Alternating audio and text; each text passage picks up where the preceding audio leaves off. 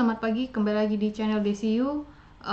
Materi selanjutnya ya, di special case for rectification using Mercantile method. Poin keduanya adalah distilasi column enriching. Jadi kayak bagian atasnya sekarang ya. Kalau yang tadi kan dia bagian stripping di poin yang pertama. Menara enriching juga terkadang digunakan di mana umpan masuk ke bagian bawah menara sebagai vapor. Distilat yang melimpah diproduksi dengan cara yang sama sebagai menara fraksionasi lengkap dan biasanya cukup kaya di komponen A yang lebih volatil. Liquid bagian bawah biasanya dapat dibandingkan dengan umpan di sisi komposisi, menjadi lebih agak diandalkan di komponen A. Jika umpan adalah vapor tersaturasi, vapor di menara Vn sama dengan F. Persamaan 11,4 trip 7 garis enriching bertahan seperti halnya persamaan 11,4 trip 19 garis key ya, bersamaan garis key. Nanti kayaknya akan saya tambahkan ya dengan apa tuh namanya Aspen ya, nanti juga bisa dipakai adiknya yang semester 2 karena ada praktikum. Jadi agar lebih, jadi kalau di perancangan itu kalau distilasi boleh-boleh saja sih kamu pakai software, tapi pelaksanaan aslinya nanti pakai Excel. Jadi perhitungan yang model dengan software itu adalah bentuk memvalidasi dari apa yang kamu hitungkan secara Excel. Itu sih sebenarnya ya. Yang ketiga adalah rektifikasi dengan injeksi steam langsung. Secara umum, panas ke menara distilasi diterapkan ke satu sisi alat penukar panas. Jadi reboiler itu adalah alat penukar panas dan termasuk si kondenser itu ya sebenarnya. Dan steam tidak secara langsung mengkontakkan larutan mendidih, sebagaimana yang ditunjukkan di gambar 11.4/5. Akan tetapi ketika larutan aqueous lebih volatil A dan B dijadikan terdistilasi, panas yang dibutuhkan mungkin disediakan oleh penggunaan secara langsung terinjeksi steam terbuka di bagian bawah menara.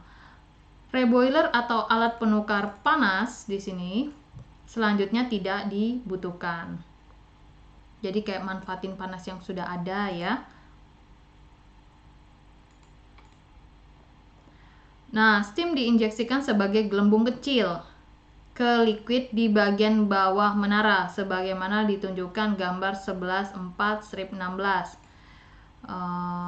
Ini halaman berapa sih? 678 ya. Ada gambarnya nggak sini biar bisa lihat langsung ya.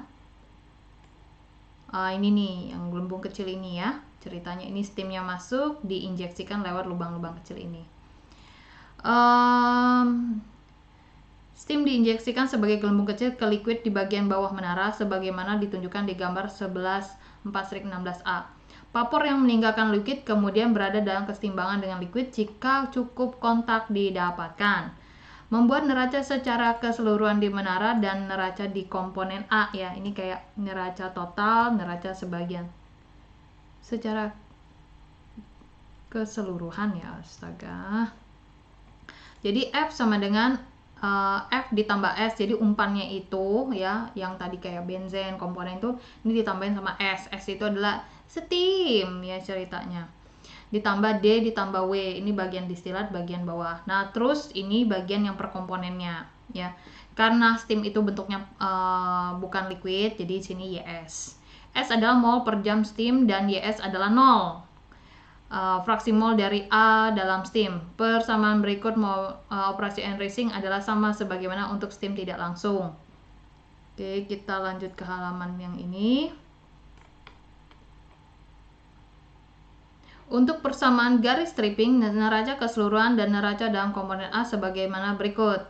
Nah, kalau di sini dia untuk stripping, dia bagian SYS-nya adalah 0, tadi kan udah dikasih tahu ya. Sehingga solving untuk YM+1-nya sehingga menjadi seperti ini. Untuk steam tersaturasi, nah ini bahasanya steam tersaturasi.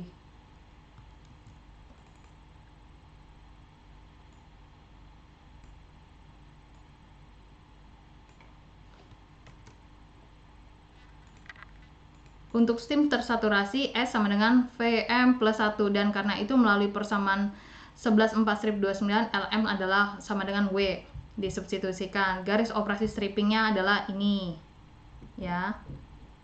ketika Y sama dengan 0, X sama dengan XY. Karena itu garis stripping melewati titik Y sama dengan 0, X sama dengan XY, sebagaimana ditunjukkan gambar 14.16b. 14.16b. Nah, yang di sini. Ya, lumayan ya, banyak di sini ya. Nanti lebih enak pakai contoh soal. Jadi, konsep ini akan ngerti ya. Juga perpotongan garis stripping dengan garis 45 derajat ketika Y sama dengan X di persamaan 11,432, X sama dengan WXY dibagi W min S. Untuk rasio reflux dan limpahan komposisi disilat yang diberikan, penggunaan stim terbuka dibandingkan tertutup membutuhkan fraksi ekstra tambahan. Ekstra itu maksudnya tambahan ya.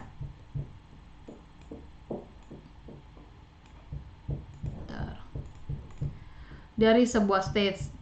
Saya ulang ya, untuk rasio reflux dan limpahan komposisi di slide yang diberikan, penggunaan stim terbuka dibandingkan tertutup membutuhkan fraksi ekstra atau tambahan dari sebuah stage. Langkah bawah dimulai bagian di bawah garis Y sama dengan X, gambar 11.4/16b.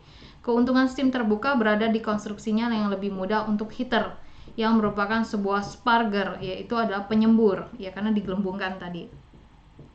Lanjut ke yang bagian 4 adalah 4 menara rektifikasi dengan aliran samping. Dalam situasi ini produk intermediate atau apa nih ya, kamu sambil saya gayakan di sini ya. Kalau yang ini kan bentuknya dia di atas 90 derajat ya. Oke, di sini. Nah, kalau di sini dia ngambil tarik garisnya melewati titik XN-nya dulu. Melewati titik X-nya dulu di sini baru ke bawah, bukan di bagian sini. Beda ya ceritanya. Lihat nih garisnya tuh. Ya.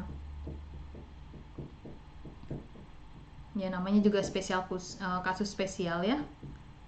Oh ini, dalam situasi tertentu produk intermediate atau aliran samping dihilangkan dari area menara atau distilat dan bawah. Aliran samping mungkin adalah vapor dan liquid dan mungkin dihilangkan ketika titik di atas masuknya umpan atau di bawah, yang bergantung pada komposisi yang diinginkan. Aliran untuk kolom dengan sebuah liquid beraliran samping yang dihilangkan di atas umpan ditunjukkan gambar 11.4.17. Mana sih gambarnya? Ini 18 di bawah. Nah ini benar kan? Oh iya betul. Garis operasi enriching atas di atas aliran samping liquid dan garis operasi stripping di bawah umpan ditemukan di cara yang biasanya. Persamaan dari garis key juga tidak berpengaruh oleh aliran samping dan ditemukan seperti sebelumnya. Liquid aliran samping mengubah laju liquid yang di bawahnya itu, dan karena itu neraca massa atau garis operasi berada di bagian tengah antara umpan dan plate liquid aliran samping. Membuat neraca massa total di bagian atas menara itu seperti ini. Ya, di mana O adalah liquid tersaturasi yang dihilangkan karena aliran samping, ya. Nah, di situ jadi ada D-nya di sini sama dia distilatnya ya. Malah hilang di sini. Oh, enggak ya, sorry, yang lain ini ya. Dan neraca per komponennya seperti apa? Jadi yang ini dijabarkan, ya. Nah, penyelesaian untuk YS1 untuk area aliran samping nanti jadi seperti ini ya. Nanti dicek ya persamaannya yang mana mana slope-nya, mana intercept-nya. Ini gambar yang tadi ya. Jadi saturated liquid ya. Liquid yang tersaturasi, liquid yang jenuh. Nah, ada steam-nya di sini dilibatkan. Oke, ini halaman yang terakhir. Ya.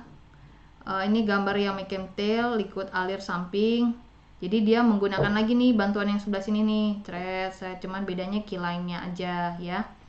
Lebih banyak di sini ya, ada XO-nya juga di sini.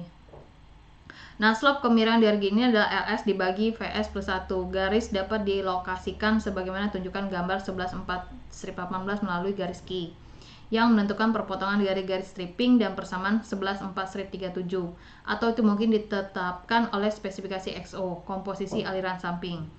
Langkah di atas diagram mercantile harus secara aktual berada di perpotongan dua garis operasi ketika XO berada di sebuah menara aktual. Jika ini tidak terjadi, rasio reflux dapat sedikit diubah untuk mengubah langkah. Nah, yang terakhir adalah kondenser parsial. Kondenser itu ada di atas ya, di enriching ya. Jadi ada sebagian yang sebagian diembunkan, kayaknya sebagiannya enggak nih kalau dari bahasa parsialnya. Di beberapa kasus ini mungkin diinginkan untuk menghilangkan produk distilat yang melimpah sebagai vapor daripada liquid. Ini dapat terjadi ketika rendahnya titik didih distilat dan menjadikan kesulitan kondensasi secara lengkap. Oh, jadi karena titik didihnya ya, rendahnya titik didih. Nah, kondensat liquid dalam kondenser parsial dikembalikan ke menara sebagai reflux dan vapor dihilangkan sebagai produk sebagaimana tunjukkan 11.4.19. Buset dah. Diilangin. Nih gambarnya ya. Nah, ini yang dibahas hanya bagian enriching-nya aja ya. Jika waktu kontak antara produk vapor dan liquid adalah cukup, kondenser parsial adalah state theoretis. Kemudian komposisi XR dari reflux liquid berada pada keseimbangan dengan komposisi vapor YD, di mana YD adalah XD. Jika pendinginan dalam kondenser berlangsung cepat, vapor dan liquid tidak mencapai keseimbangan, maka hanya pemisahan state secara parsial didapatkan. Jadi dilihat dulu ya bahasanya. Nah, kalau ini yang dikatakan parsialnya. Oke, materinya hanya ini ya. Hanya ini cukup banyak ya. Semoga tidak mengurangi rasa belajar kamu ya. Ini belum ada latihannya ya. Kita coba di halaman keberapa sih dia?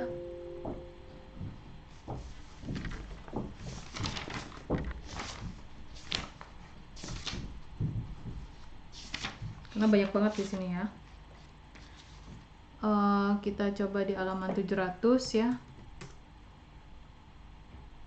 Udah soal belum kah? Oh, belum ya. 720 kah? Oh, belum juga. Tapi udah ganti bab. Kalau udah ganti bab. Oh, sini dia. Ini dia. Kita cuman distilasi biasa ya. Jadi jangan sampai ini problem. Oh, ini lain lagi ya. Ini Underwood. Nah, ini lanjutan temennya Fenske, temennya McCafftail ya. Problem, fast rule, ini segala macam. Ini cuman untuk ngecek ya derajat kebebasan. Jadi masuk agar kamu paham ya. Kamu disuruh hukum roll, kamu masuk. Banyak ya, tapi nanti sama ya, mengerjakan seperti tugas yang sebelumnya. Ini dikerjakan secara satu angkatan dan hanya satu orang yang submitter. Jadi kalian itu mengerjakan sendiri-sendiri. Udah itu kan ini ada kunci jawabannya lah, silakan ya langkah-langkahnya kamu pelajari. Terus nanti tinggal misalnya ada beda pendapat nih, kan ada yang nggak ada kunci jawabannya, silakan adu argumen dengan sesama teman, jawaban mana yang mau kamu submit. Jadi kamu di situ lebih kritis dengan kawan kamu. Boiling point ya, sorry ya. Hukum roll ya. Terus single states ini masih masuk. Relatif volatilitas biner masuk ya, biner kita. Comparison difference and flash distillation ini masuk ya, kita belajar. Differentiation ini benzene ini juga masuk. Steam distilasi ada kita ya. Nanti tolong dicek kembali ya kalau misalnya saya ada yang salah ya. Di sini steam distilasi benzen masuk. McCafftail masuk. Oh, banyak juga, Bu. Ya, ini juga masuk. Kayaknya nanti ini hari Kamis ya. Dikumpulnya kan Kamis tugasnya ya. Kalau yang apa tuh namanya? Ini masuk. Kalau yang resum kalau nggak salah hari Senin. Jadi kalau resum nggak masalah. Masuk. Umpan yang tervaporisasi secara ini. Ini theoretical RM masuk. Banyak ya. Distilasi menggunakan umpan uap masuk. Ini yang kayak tadi yang key-nya berapa ya. Enriching vapor masuk. Stripping tower masuk. Mampus deh ini ya. Banyak juga ya. Oke. Murphy efisiensi, Murphy-nya kita enggak, ini belum,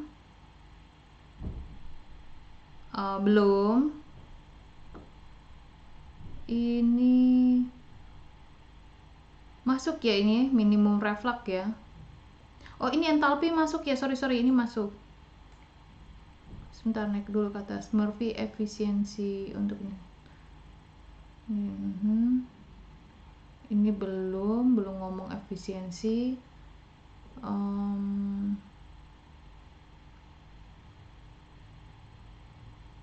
Beban ya. Dari tadi kita nggak ngomongin berapa jumlah distilat bagian bawah. Oke. Kalau yang bagian, oh ini ngerti, masuk ini. Oke, yang ini. Terus ini juga masuk diajarkan.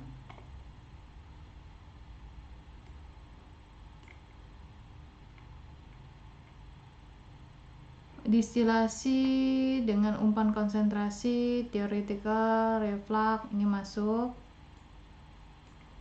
Konsentrasi plot 30 mol yang ini overall. Menggunakan plot konsentrasi entalpi. Kayaknya kita nggak pakai plot entalpi ya dari tadi ya. Kita cuma pakai konsentrasi XA sama itu ya. Oh ini udah multi komponen, ini nggak masuk.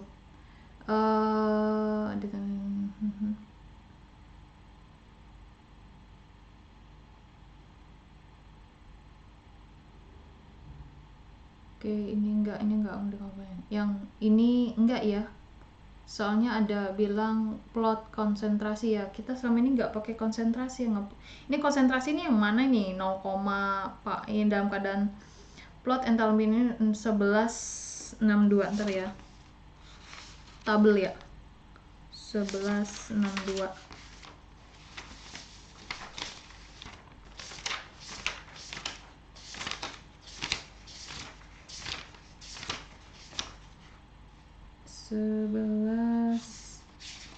Nah tabelnya sih 1162.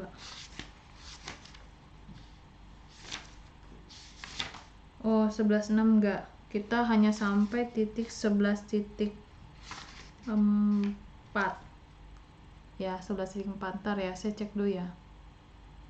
Ini enggak, ini cabut ya, enggak jadi.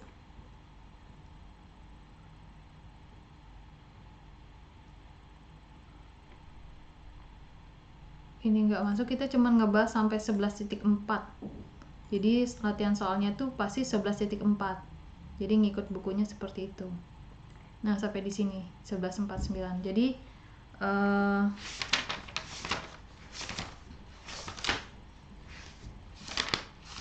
latihannya 11.49 berarti ada di oke. Jadi 11.4 strip 1 sampai 11.4 strip 9. Oke, terus kita kan hanya 4 bab ya. Terus di sini tuh 3 strip 1 sampai 11 titik strip 5. Titik 5. Jadi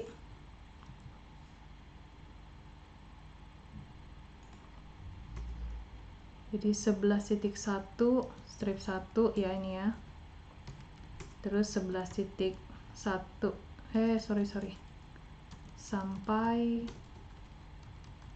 sampai berapa ini? 12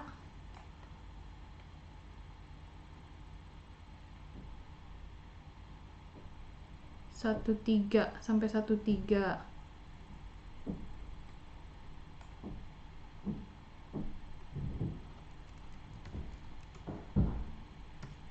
Terus yang ini 11.2 strip 1.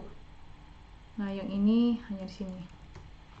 Oke, ini soalnya ya. Latihan yang kamu kerjakan, tugasnya. Jadi ada berapa soal di sini?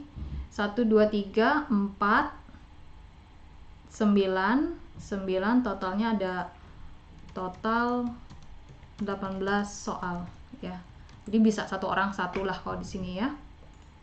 Jadi dicicil lah masing-masing ya. Oke, itu aja latihan soalnya, nanti saya update di Google Classroom-nya. Terima kasih atas waktunya, dan kalau ada waktu nanti transformasi padatnya akan saya tambahkan ya di sini ya. Mohon maaf kalau waktu saya banyak banget mengulur kalian karena menyiapkan materi ini cukup sangat menyita waktu saya, jujur ya. Karena saya harus memastikan bahwa apa yang saya sampaikan itu seperti yang ada di dalam buku ini, itu satu. Yang kedua juga saya harus menampilkan seperti yang ada di Excel ini, sehingga kamu paham cara menghitungnya dan menggambarnya. Jadi saya mohon maaf kalau memang waktu saya sangat menyita waktu kamu. Dan semoga kamu mampu memahami materi ini dan bisa kamu mengulang lagi dengan lewat video ini.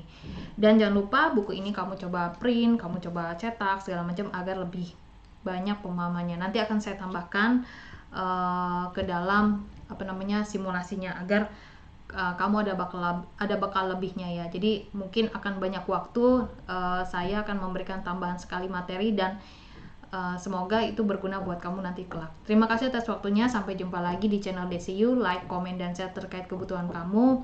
Terima kasih sekali telah turut partisipasi dalam pembuatan dalam kegiatan hari ini. Saya ucapkan dan selamat pagi.